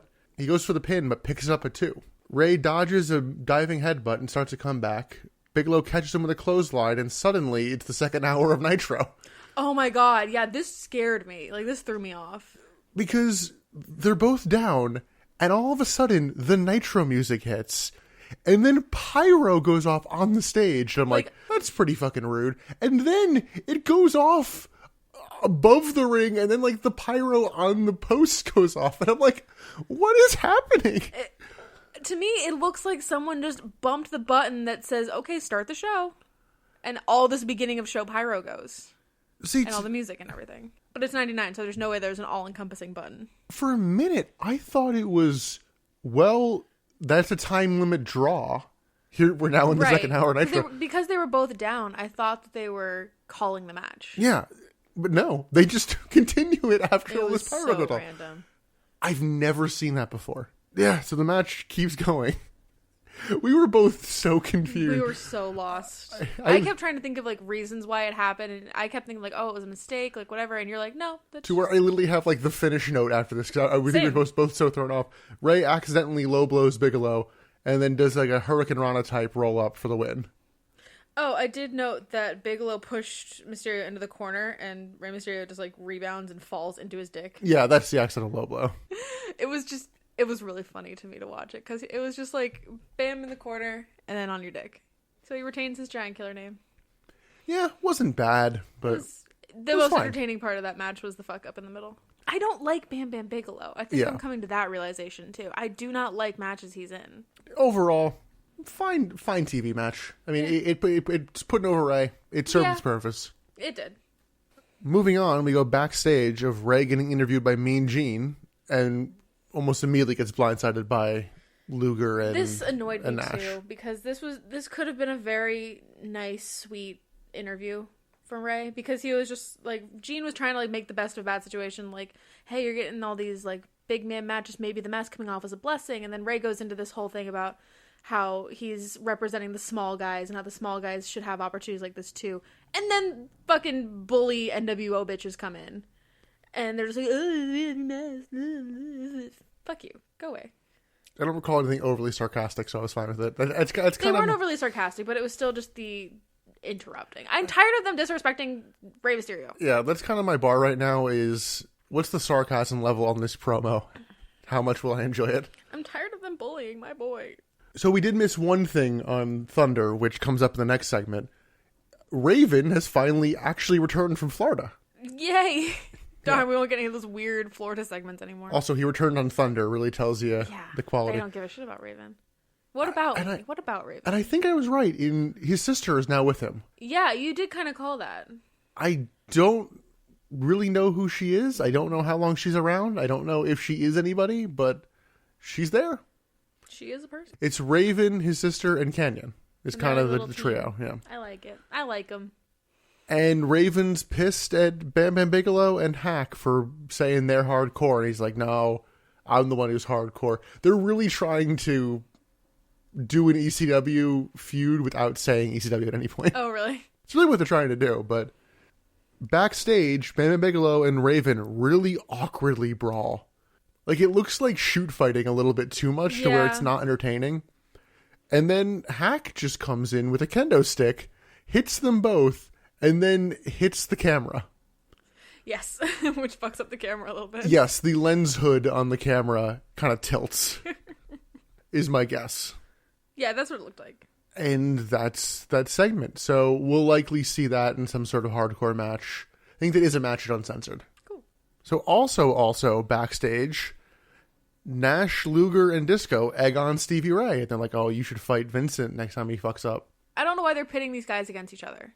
Makes no sense to me. I don't know. It's one of those, I'll wait to see how it ends before I really call it shit. But right now, it's not good television. I'm wondering if we saw how it ends. No, they'll You have, don't think that was the they'll have a match at some point. I have low hopes. So next up, we get the sequel for Spring Breakout. Do you want to take us through this one? I took like no notes on this because I'm confused. They're like driving across the country. I can't tell the timeline, where they're going, why they're doing it. I don't know. I can't figure it out. So yeah, they're in Raleigh, and they meet up. I think it's with the same girl. She looks similar enough. Yeah, it could be the same girl. And I think it's implied that Scott bangs her, and that's pretty much it. That's it. But they're on the episode, so at least with the Canyon and Raven thing when they were in Florida, at least that was still like within the same timeline of like, okay, so they're not going to be in the ring doing a match because they're in Florida. If they were doing that with Scott Steiner and Buff, like, okay, they're driving across the country, so they're not going to be in the ring doing matches. That would make more sense. But they drove at some point. Yeah. I don't know. It will get dumber. That doesn't make me feel better. We get our next match. We get Bret Hart versus Chris Benoit. You mean Bret Hart in singles action? Yes. As they're coming out, commentary notes that the rematch for the tag titles will happen in Uncensored. So we'll get Barry Windham and Kurt Hennig against Dean Malenko and Chris Benoit. That actually could be good. Yeah, I didn't love their match at Super Brawl, but I think it just went too long was kind of the issue. And speaking of going too long, maybe it's because it went too long. Maybe it's because we saw a very similar match the week before. But this was a boring match. Yeah, both of us were not into this match, and it was making me sad because I'm like, oh, Hart and Benoit. I know we've seen this before, but I'm like, it should be really good. Yeah, but like I kept zoning out and looking at you, and you were on your phone, and then I would try to zone in, and I would fall out of it, and it's just like, it was just corner punchy chain wrestling kind of nothing. It's just showing that Bret's getting a little formulaic. Yes. There was a nice spot which kind of perked us both up of Bret going for a sharpshooter and Benoit managed to get him down and puts him in the crossface. That was sick, yes. They had one move. Back from commercial, Bret had Benoit in the figure 4, but Benoit was in the ropes. On commentary, they referenced that recently Benoit hit a top of the cage diving headbutt. Oh. I'm like, wait, when was this? Where was there a cage? I don't know, but I'm like, I'd like to see Jesus. that. That's terrifying. Yeah, I don't want to see that. That's the thing. I still get sad thinking about Chris Benoit because like I still really like watching him in wrestling. I like watching him when we were doing it in 2002. It's hard. Yeah, It's hard to be a fan of his knowing what he becomes. Yes, and I'm happy that Nancy Benoit is no longer on television at this point, because I think if she was, we would be a lot... We would be a lot more uncomfortable. Yeah. Yeah, you're right. So, they try to do a spot where Benoit reverses like a back suplex to the outside, and they both tumble over the ropes. And oh my god, yeah. They say Benoit like landed on the apron, but Brett almost lands on his goddamn head. We were both like, oh god, don't do that spot again. Yeah, that hurt. Like, I understand what you were going for, and I don't know how it ended up as sloppy as it did, but it was like, oh shit. That looked painful. And it looked so bad that I questioned the timing of something, because Brett gets back in the ring, and then Kurt Hennig and Barry Windham run out. And I assume their spot was planned, but I'm almost wondering, was that oh shit, let's have these guys run in now just in case Brett's fucked up. Maybe, yeah. It had also gone for a while, so I could see that also being the normal spot in which that would have been. But they come down, they beat up Chris Benoit with Brett kind of distracting the ref, and they throw him back in the ring. Brett locks in the sharpshooter, but Benoit's in the ropes. 1, come on, Brett, come on, what are you doing? 2, he gets all the way to 5, tells him to break it again, and then does it, and then finally he DQs him, and I'm like... Like, thank God it ended in a DQ. Yeah. But still, like, that was pushing it. So Benoit wins by DQ, but... I actually wrote, after an eternity, Brett wins. Brett loses by DQ. So the three of them then work him over. Dean Malenko comes down to help, but he also gets beat down by Hennig and Windham. And so we're setting up for the pay-per-view match. This was another match. It didn't pick up as much as the Booker T one, so... No, this one was pretty boring. This is the match that I made the note of, like, I guess I'm not as big of a Bret Hart fan as I thought I was. Yeah, it was disappointing. It was just boring. I felt a very similar way about this as I do a lot of the Chris Jericho Perry Saturn matches, where I'm like, this should be better. Yes, agreed. But I think it also was hurt by the fact that there was no sense of story attached. Yeah, these were just like two guys. Like the Booker T Bret Hart one's like, okay, number one contenders match, something's on the line. Here it's like, Bret lost by DQ. Okay, what does it matter? Fine.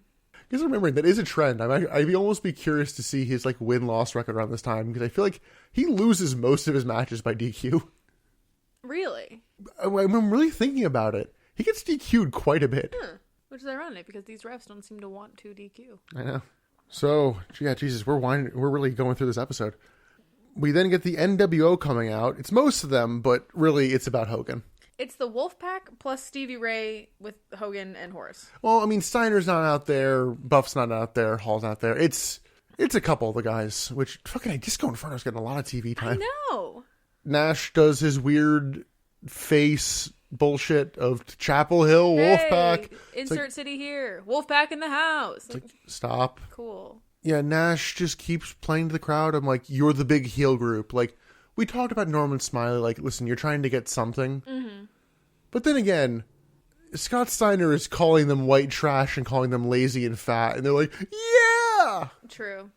So, people be dumb. I mean, I think that is the conclusion we have to come to when it comes to heel heat. Like, people are stupid. Yeah. People don't care if they're being insulted as long as they're being insulted by people that they like. Because Hogan doesn't really do it. Hogan, especially in this promo, is like, yeah, he's a heel. He doesn't do the weird face bullshit. I mean, his whole promo is pretty much a very generic heel promo. Like, I really have nothing interesting from it. The only interesting / weird thing that happens is in the middle of cutting his promo, Stevie Ray and Vincent start fighting. Yeah. And Hogan no-sells it. He just talks through it. Like, And nothing's happening. Yeah. And I'm like, what the fuck is going on? Like, Hogan treated it like a shoot. Just keep going. And, they'll sort it out over there. And I'm like, what the fuck is happening? I honestly, I have nothing else to say about this. Yeah, there was really nothing to say. It was literally just that beatdown that happened. It was just so strange. And, like, that's what I thought. That, like, okay, this is what they were leading up to. This is the Stevie Ray Vincent payoff. But they just did nothing with it. They completely no-sold it. It was weird. It was so strange. Yeah, so they have a match at Uncensored. Great. I think it's for leadership of NWO Black and White. Between Stevie Ray and Vincent? Yes, Stevie Ray. Wait a minute. Stevie Ray was never one of the people who got told. No, he wasn't. And once again, yeah, so much for the Stevie Ray Booker T storyline. Oh, yeah. Remember when they were brothers? I mean, they still are. Let's move on. We get a Mean Gene interview with, I wrote Denature Boy. Denature Boy. In all caps, but he's pretty restrained to start this promo. We were kind of disappointed. I thought it was funny because it's like, he knows where he is. He knows what they want. But he's like, I'm going to keep it chill for a minute. Yeah, he actually says that, like, I'm going to build up to it. Yeah. Because we were ready for a fucking massive oh my god, yeah. Mean Gene, and then we didn't get it at all. I think he might do a Mean Gene. He does, yeah. But, like, the only Mean Gene we get in this build, and unless I'm wrong, is Hogan as Flair. Yes. To be fair, it was pretty fucking great. It was great, but that's the only one we get in this whole build. So, Flair recaps the last few weeks. It's a bit of a rambly promo. There is a line of, he talks about, like, 20 years ago, I met this, blonde, it changed my life kind of thing, trying to relate to David's mom, David. Well, yeah, it's David's mom, but he's trying to relate to, I guess, David and Tori. And Rick has a line about, like, and she knows who the Nature Boy is. I thought he was talking about David's mom. They imply next week that he was talking about Tori Wilson. I didn't quite get what they were going for there, so I didn't realize they were going for Tori Wilson. I thought he was like, I banged your mom good. So Flair gets fired up and notes that he's the president for 28 more days. And I actually note when he was coming out, I'm like, he's probably almost out of time. Like, yeah. 28 more days. He books a barbed wire steel cage match for him and Hogan. There will be no door on the cage. I guess you have to win by pinfall or submission? I guess, yeah. Because he keeps saying, like, 2 men enter, 1 man leaves. I'm like, but there's no door. How do you leave? Barbed wire steel cage match.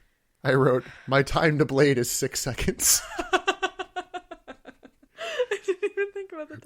Rick's gonna climb over the cage with the barbed wire and cut himself before the match starts. I'm like warily excited about this. Because, like, it could be really cool, but it's also Hogan and Flair, and they are old, slow men that don't really do big power moves, so, like... Yeah, and... it could be really lame. The next Nitro got me less excited for that match.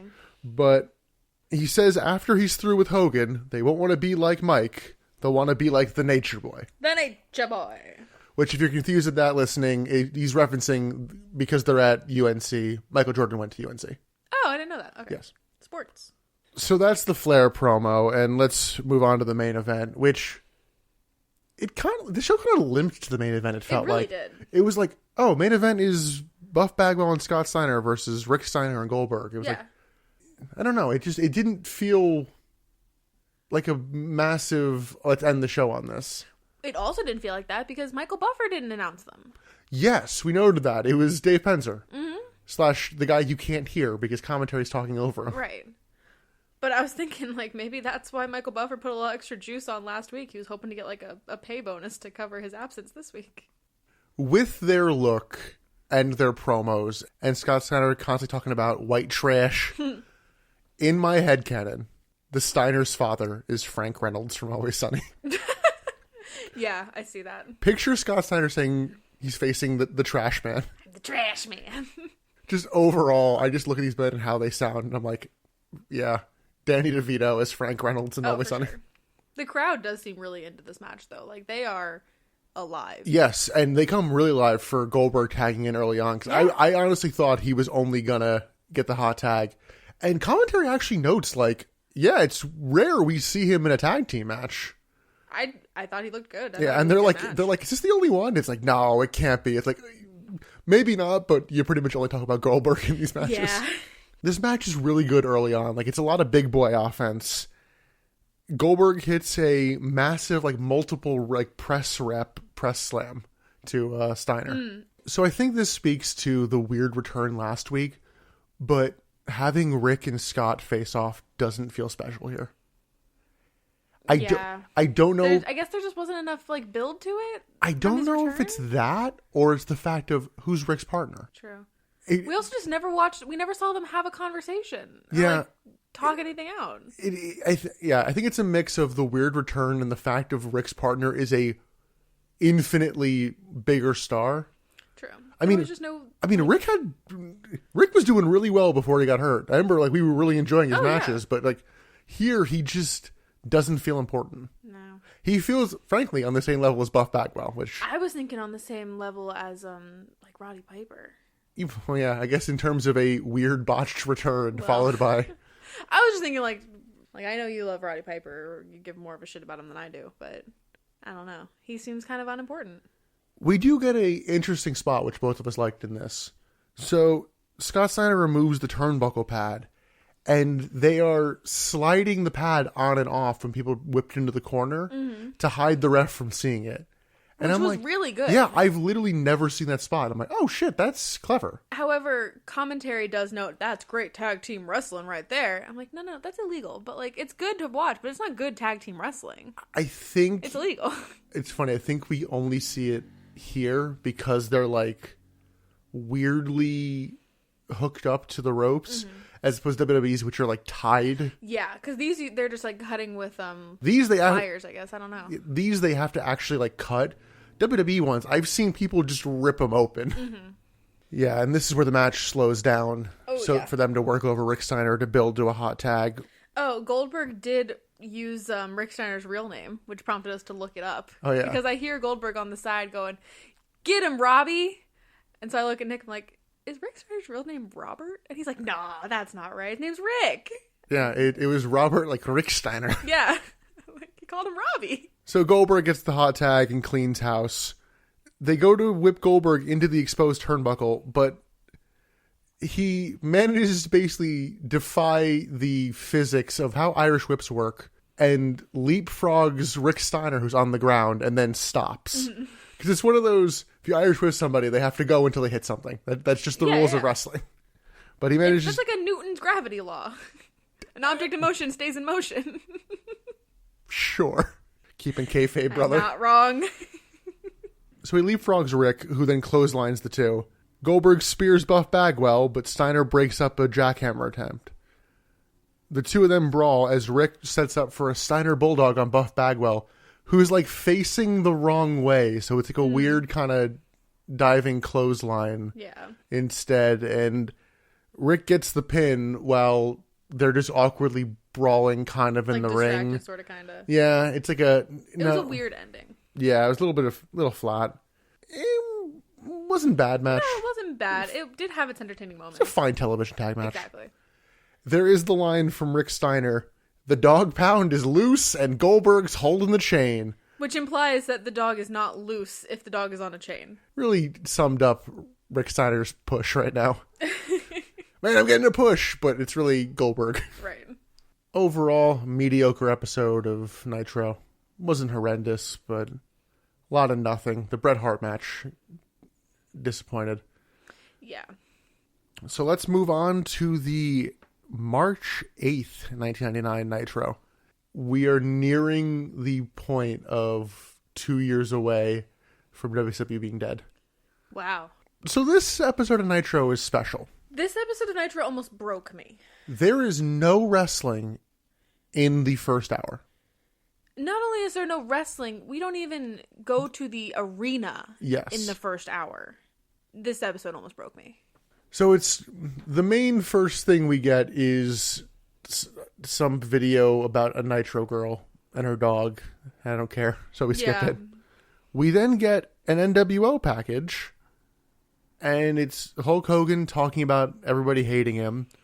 It seemed like weirdly shoot documentary of like... Yeah, it's like I'm a sit like down. one of those hated men, but... Yeah, he also retcons his entire WWE run. Yeah. He's like, I did it all for the money. Yeah. He also mocks Flair for loving wrestling, and he mocks Flair for no-selling the David Flair stuff. So they are really hammering home. It's like, it's weird that you don't seem to care about your son. Yeah, Hogan starts like painting him like Ric Flair is the real villain here. He cares about wrestling more than he cares about his family falling apart. He doesn't care that he lost his son. He's the villain. But I'm the most hated man in wrestling. He calls Flair the rottenest person on earth. Which is just, it's strange that hearing that come from Hulk Hogan. He also claims that Flair only wants to run WCW to feed his own ego. Notably, he offers total control of WCW for life if Flair wins their match at Uncensored. But is that his to offer? He said Bischoff gave him the okay. Oh, okay. But if Flair loses, we will never see Ric Flair again. He will just go away. So that's how you know that Ric Flair wins. So we go from that Hogan package to a different Hulk Hogan package.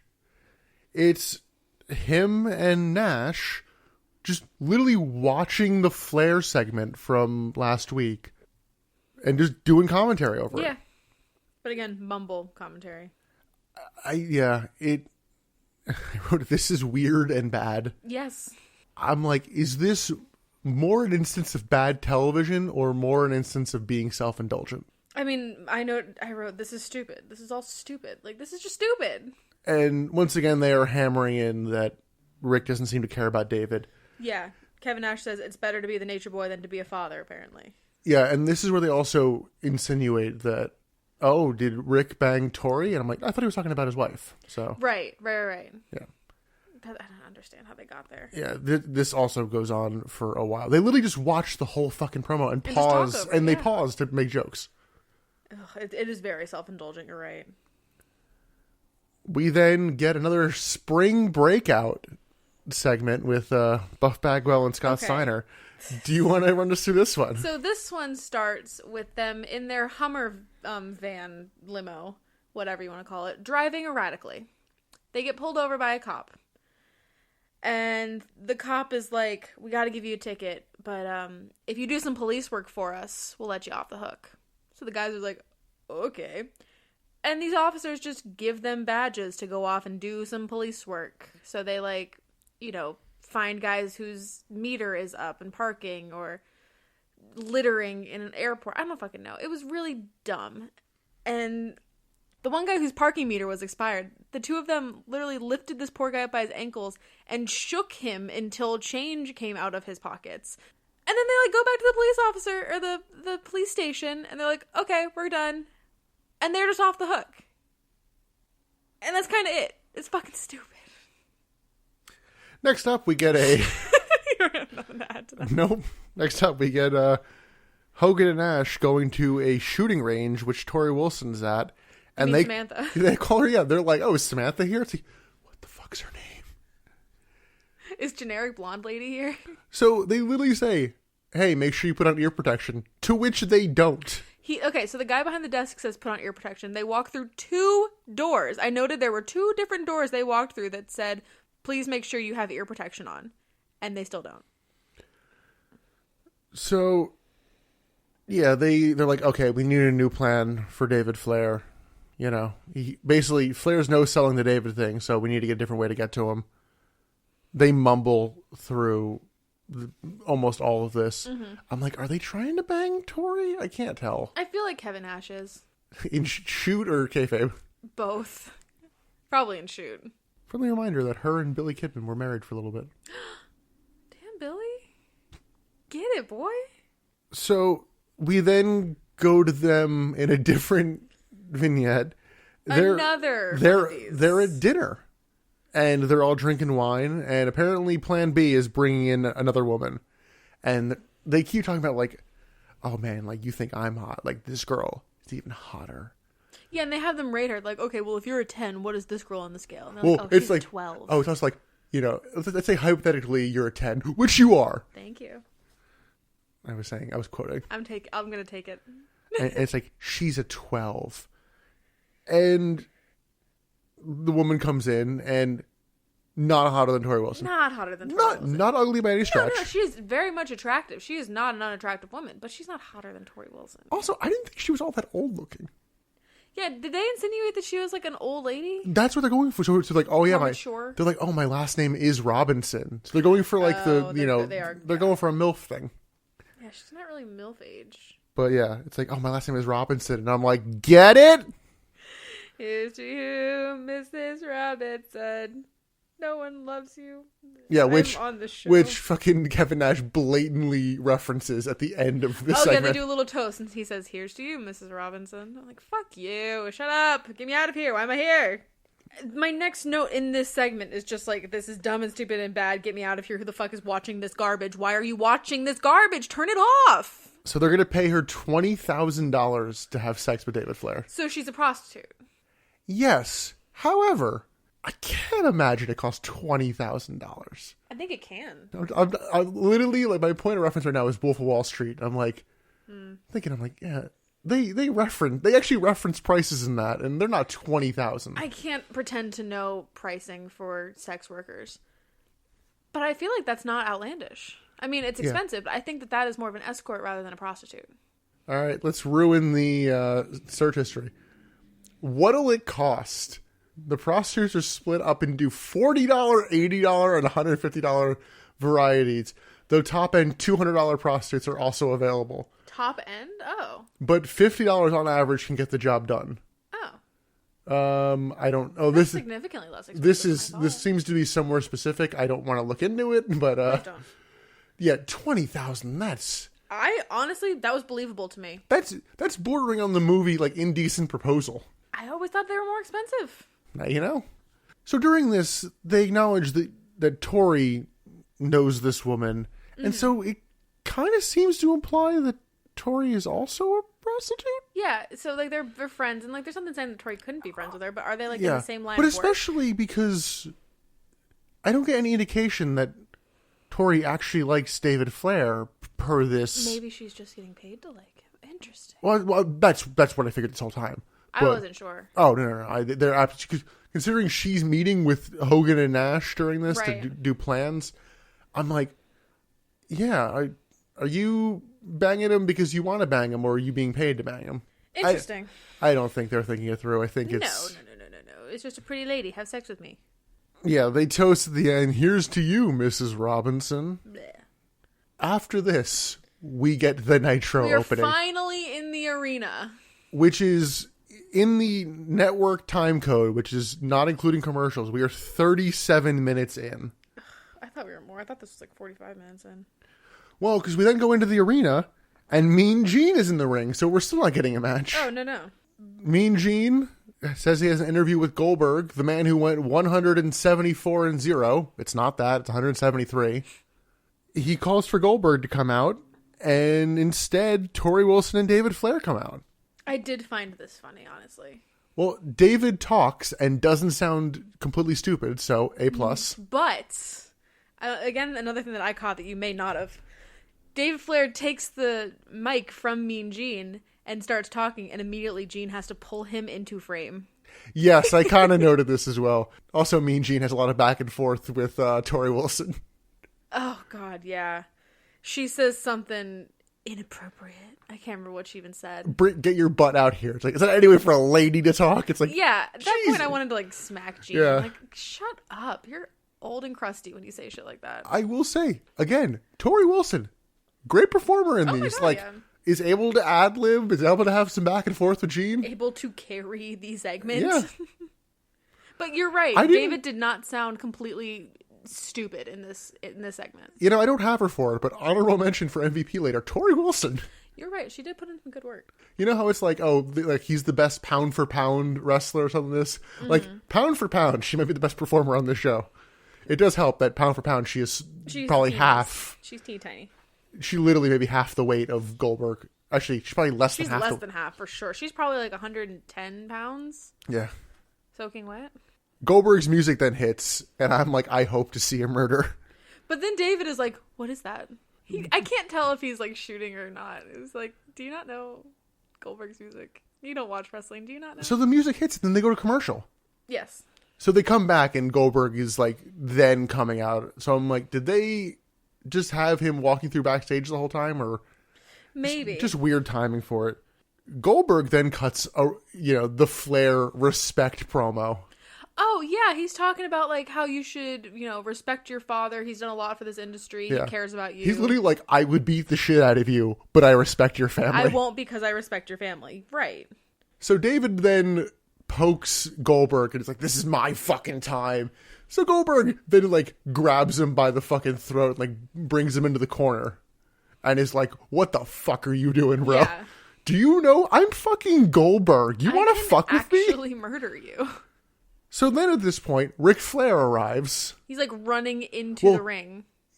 He shows up first. He sees it on the television and then sprints starts the running, ring. yeah. He pulls Goldberg off of David and then gives him a chop, which Goldberg fucking no-sells. Oh, my God, yeah. But it's also like, dude, I just spent this whole promo defending you. Don't chop me. Well, he didn't see it because he wasn't here. But Goldberg then press slams Ric Flair, and I think that's the one that looks a little bit dodgy. Maybe, yeah.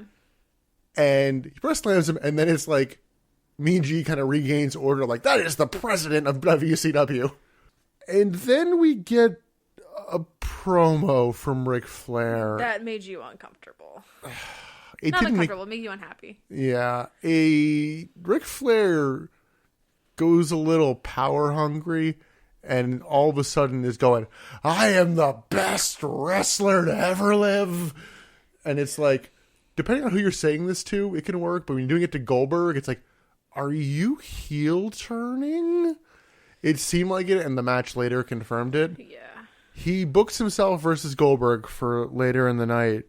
But, yeah, he gets a little power hungry and egomaniacal, and Goldberg calls him out on it, and even the crowd is booing Flair and cheering Goldberg. Yeah. And I'm like, oh no. They're doing a heel turn. To which this prompted me to make a list of the current faces of WCW. And it is a slim list. Yes. So I've got Goldberg, DDP, who is currently injured, Sting, who is not currently on television, Booker T. Who else? We were saying Randy Savage not on TV. He's not on TV. Benoit Malenko. I guess, yeah. Billy Kidman? Yes, Billy Kidman is a face. Who else Ray. Ray. But if we're talking about main event faces, Conan's a face. But if we're talking about main Conan event faces, weirdly not on this fucking... Not on the build at all, really. Yeah. Main event, we've got, what, 4 or 5? Yeah, that's not a lot. 4 if you're, like, stretching? Which means they're going to have to turn somebody face, probably. Or bring new people in. So they're going to turn somebody face. Yeah. So that match is booked for later tonight. Jeez. And that's literally the next thing we have, the main event. This is such... I mean, granted, we are over an hour into the show, so there's a bunch of nothing matches. Really, not really many segments. Mm-mm. And so... Because they filled the first hour with segments. So we're going straight to the main event. Except right before that, Hogan and Nash come out for commentary. Of course they do. And Mike and Bobby leave. I tuned out commentary for this because it's... I actually said, I don't know if I'd rather have Hogan and Nash on commentary or fucking 2010, 2011 heel Michael Cole. It's... They're both real bad. There was one line that really just made the eyes roll in the back of my head. Nash asks Tony Schiavone, do people really like this Goldberg cat? To which Tony's like, yeah, they do. I'm like, come on, shut the fuck up. No, maybe I shouldn't ended his streak. Oh, shit. Yeah. So Flair tries to shoulder block Goldberg, but it has no effect. Yeah, talk about a no-sell. He does that like 3 times, and it's like, stop it. Yeah. Goldberg press power slams Flair, who then regroups on the outside. He goes to leave, but Goldberg brings him back. Definitely a heel move. Mm-hmm. This is where it gets weird and bad. So Flair distracts the ref and then low blows Goldberg, when he's not looking, followed by a blatant low blow in front of the ref. Mm-hmm. So I'm like, why did you distract him for the first one then? What's the point?